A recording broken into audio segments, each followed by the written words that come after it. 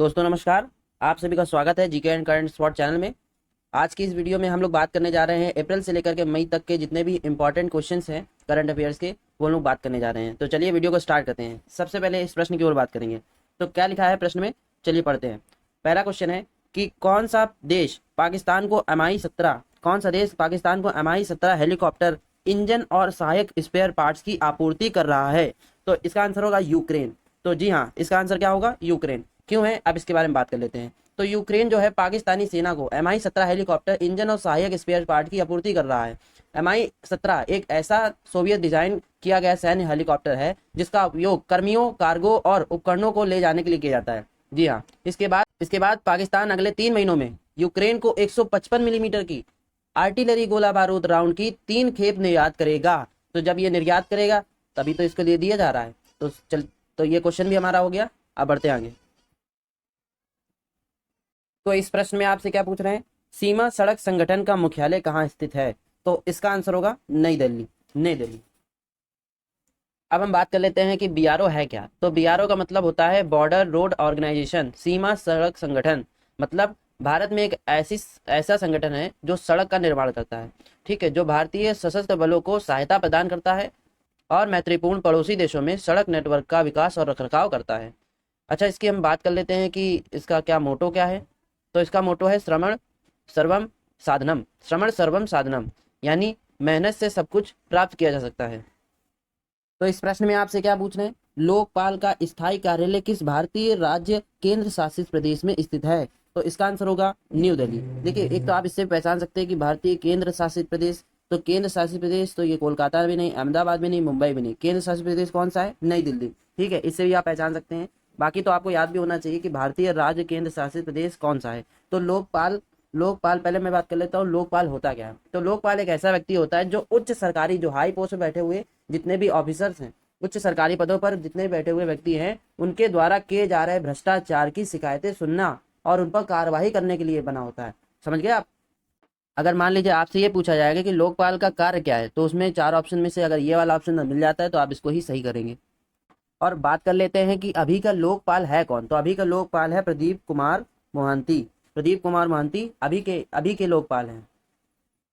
तो इस प्रश्न में आपसे क्या पूछ रहे हैं, मतदाता हेल्पलाइन ऐप किस राज्य में मतदाताओं के निर्बाध नामांकन के लिए चुनाव आयोग द्वारा पेश किया गया था। तो सुनिए, पहले मैं बात करता हूँ निर्बाध मत नामांकन का। निर्बाध नामांकन का मतलब होता है कि आसानी से हो जाए, मतलब नामांकन आसानी से हो जाए। मतलब बहुत सारे प्रोसेस होते हैं नामांकन के लिए, तो इस ऐप के थ्रू आप लोग आसानी से नामांकन कर सकते हैं। तो ऐसा किस राज्य में हुआ है, तो ऐसा पता है किस राज्य में हुआ है, ऐसा कर्नाटक में हुआ है। तो ऐसा कर्नाटक में हुआ है। और इससे फायदे क्या हैं, सुनिए ध्यान से। यह मतदाताओं को मतदाता सूची में नामांकन करने में मदद करेगा और उन्हें चुनाव के दिन अपने चुनाव बूथ का पता लगाने में मदद करेगा। ठीक है, बढ़ते आगे। तो आ गया है सबसे मोस्ट इंपॉर्टेंट क्वेश्चन। खबरों में देखा गया है कि जो अंजी ब्रिज है वो किस राज्य केंद्र शासित खबरों में देखा गया है कि अंजी ब्रिज किस राज्य केंद्र शासित प्रदेश में बनाया जा रहा है। ठीक है, तो इसका इसका ये जो क्वेश्चन दिया है बहुत ही ज्यादा इंपॉर्टेंट है, तो आपको इसको याद ही कर लेना है क्योंकि ये अंजी ब्रिज है, बहुत इंपॉर्टेंट है क्योंकि भारत का ये सबसे पहला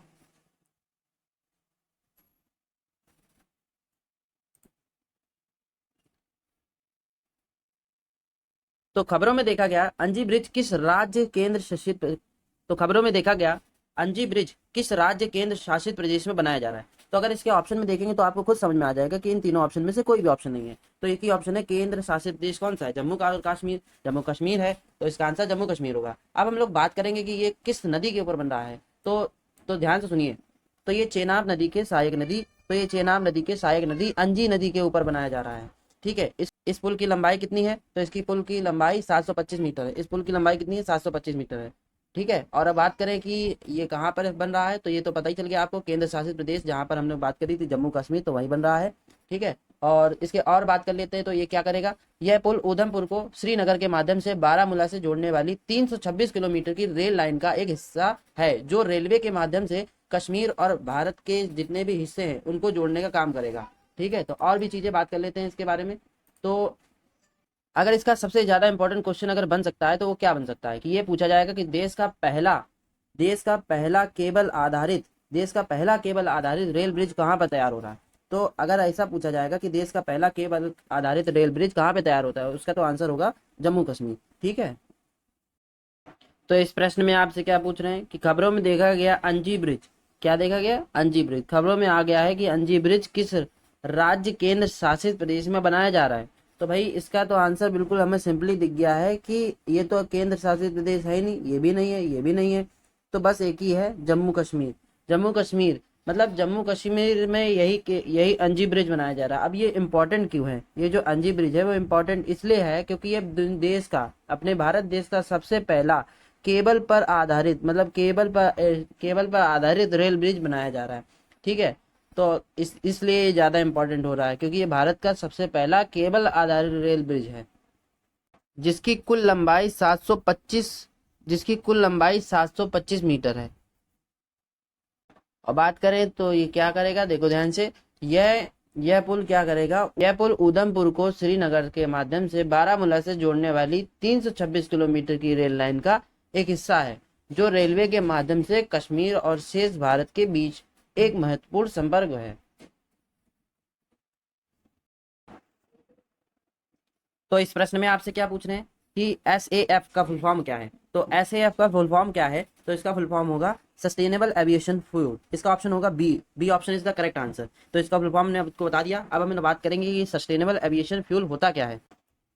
तो इसे बायोजेट फ्यूल भी कहा जाता है। इसके उत्पादन राष्ट्रीय स्तर पर विकसित तकनीकों का प्रयोग करके किया जाता है, जिसमें खाना पकाने के तेल और उच्च तेल वाले पौधों के बीजों का इस्तेमाल किया जाता है।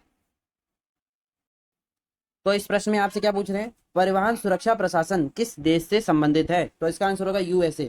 ठीक है, तो इसका आंसर होगा USA। अब भाई ये TSA क्या होता है, चलिए जानते हैं इसके बारे में।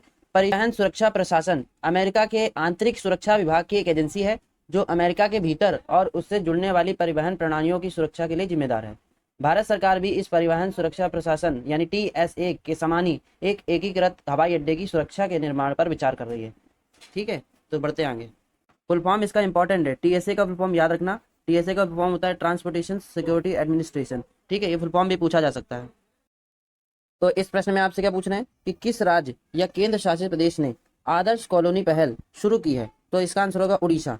चलिए बात करते हैं इसके कुछ बारे में कि आदर्श कॉलोनी पहल यानी आदर्श कॉलोनी इनिशिएटिव ADACI, आदर्श कॉलोनी इनिशिएटिव, ठीक, के हिस्से के रूप में उड़ीसा सरकार ने तटीय कटाव और जलवायु परिवर्तन से प्रभावित होने वाले लोगों के लिए भारत की पहली पुनर्वास कॉलोनी स्थापित करने के लिए 22.5 करोड़ रुपए मंजूर कर दिए गए।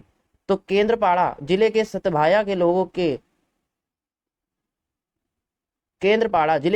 लोगों के लिए यह कॉलोनी बसाई जाएगी। यह फंड विस्थापित लोगों के लिए घरों के निर्माण, पानी पीने के लिए, बिजली, सड़क और अन्य सुविधाओं के लिए इस्तेमाल किया जाएगा। ठीक है, तो अब बढ़ते आगे।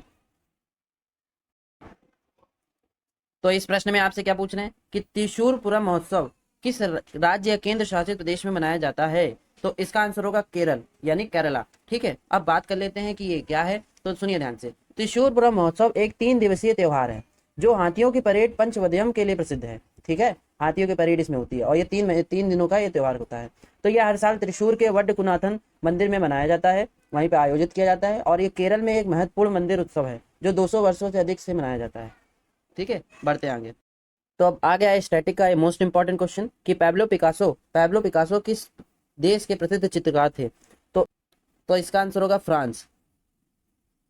तो अब बात कर लेते हैं कि पैब्लो पिकासो थे कौन। तो पैब्लो पिकासो कौन थे। तो पैब्लो पिकासो एक स्पेनिश चित्रकार, मूर्तिकार, प्रिंट मेकर, थिएटर डिजाइनर थे, जिन्होंने खुद को एक कलात्मक उत्पादन के लिए समर्पित किया था और जिसने 20वीं शताब्दी में आधुनिक कला के संपूर्ण विकास में योगदान दिया। तो इस प्रश्न में आपसे क्या पूछ रहे हैं, जैव ईंधन पर राष्ट्रीय नीति में हाल ही में किए गए संशोधन के अनुसार पेट्रोल में 20% इथेनॉल मिश्रण का लक्ष्य वर्ष क्या है। तो इसका आंसर होगा ऑप्शन बी 2025-26। तो हाल ही में प्रधानमंत्री नरेंद्र मोदी जी की अध्यक्षता में मंत्रिमंडल ने जैव ईंधन पर राष्ट्रीय नीति में संशोधन की मंजूरी दे दी है। इसने पेट्रोल में 20% इथेनॉल मिश्रण के लक्ष्य को 2030 से हटा करके 2025-26 कर दिया है। अब हम बात करेंगे कि ये जो पेट्रोल में और या फिर डीजल में ये जो बायोफ्यूल क्या बोलते हैं, पेट्रोल में या डीजल में इथेनॉल क्यों मिलाया जाता है? चलिए इस पर कुछ बात कर लेते हैं। तो सुनिए ध्यान से, क्यों मिलाया जाता है? जब भी इथेनॉल को पेट्रोल और डीजल में मिलाया जाता है तो ऑटोमोबाइल से CO2 यानी कार्बन की जो उत्सर्जन है वो 30% कम हो जाता है, और नतीजन ये होता है कि प्रदूषण कम होगा। जब कार्बन ही कम निकलेगा तो प्रदूषण कम हो जाएगा। इथेनॉल जब पेट्रोल और डीजल के साथ मिलाया जाता है तो एक और फायदा भी है, ये भी है कि वो लंबे समय तक कार इंजनों के लिए महान सफाई एजेंट के रूप में कार्य करता है, और यह ईंधन की मात्रा को बढ़ाने और सुधारने में भी मदद करता है। इसीलिए इथेनॉल को पेट्रोल और डीजल में मिलाया जाता है। तो चले बढ़ते हैं आगे। तो इस प्रश्न में आपसे क्या पूछ रहे हैं कि किस केंद्रीय मंत्रालय की एक प्रमुख योजना है? कौन सी? उड़ान। यानी उड़ान का मतलब क्या होता है? उड़े देश का आम नागरिक, उड़े देश का आम नागरिक, ये फुल फॉर्म है, इसका याद रखना है आपको। तो चलिए इसका आंसर क्या होगा? इसका आंसर होगा ऑप्शन बी, नागरिक उड्डयन मंत्रालय। ठीक है, अब कुछ बात कर लेते हैं इस पर। तो नागरिक उड्डयन मंत्रालय के प्रमुख कार्यक्रम क्षेत्रीय कनेक्टिविटी योजना उड़ान, जिसका फुल फॉर्म होता है उड़े देश का आम नागरिक, ने 5 साल पूरे कर लिए हैं। पिछले 5 सालों में 1 करोड़ से अधिक यात्रियों ने उड़ान भरी है, और यह योजना 2017 में टीयर 2 और टीयर 3 शहरों में विमानन बुनियादी ढांचा और हवाई कनेक्टिविटी प्रदान करने के लिए शुरू की गई थी। इस योजना के तहत 141 हवाई अड्डों में को चालू किया गया है और 425 नए मार्गों की शुरुआत की गई है। अगर हम बात करें कि ये किस समय लॉन्च हुआ था, तो याद रखना पड़ेगा आपको कि 21 अक्टूबर 2016 में 21 अक्टूबर 2016 में इसको लॉन्च किया गया था। तो इस प्रश्न में आपसे क्या पूछ रहे हैं कि प्रधानमंत्री जनधन योजना की शुरुआत कब हुई थी? तो इसका आंसर होगा ऑप्शन नंबर सी, यानी 2014। तो 2014 में प्रधानमंत्री जी द्वारा इस योजना की शुरुआत की गई थी, और इस शुरुआत की तारीख क्या थी? तो याद रखना 15 अगस्त।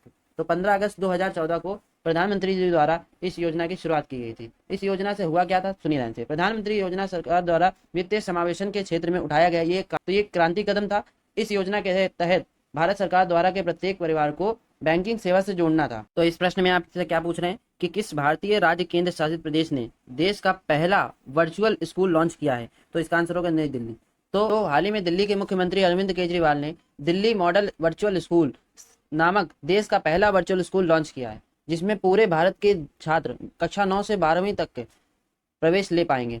DMVS यानी दिल्ली वर्चुअल मॉडल स्कूल, ये क्या है? ये DBSC से जुड़ा होगा, और छात्रों से कोई भी शुल्क नहीं लिया जाएगा। कक्षाएं कैसे चलेंगी? स्कूल नेट और गूगल द्वारा चलेंगी। ठीक है, चलिए बढ़ते हैं आगे। प्रश्न में आपसे क्या पूछ रहे हैं कि किस राज्य ने अनुसूचित जाति अनुसूचित जनजाति के लोगों को जाति प्रमाण पत्र से इनकार के खिलाफ अपील करने में मदद करने के लिए एक विधेयक पारित किया है? तो इसका आंसर होगा वेस्ट बंगाल, यानी पश्चिम बंगाल। ठीक है, तो पश्चिम बंगाल विधानसभा ने पश्चिम बंगाल अनुसूचित जाति और अनुसूचित जनजाति संशोधन विधेयक 2022 पारित किया है।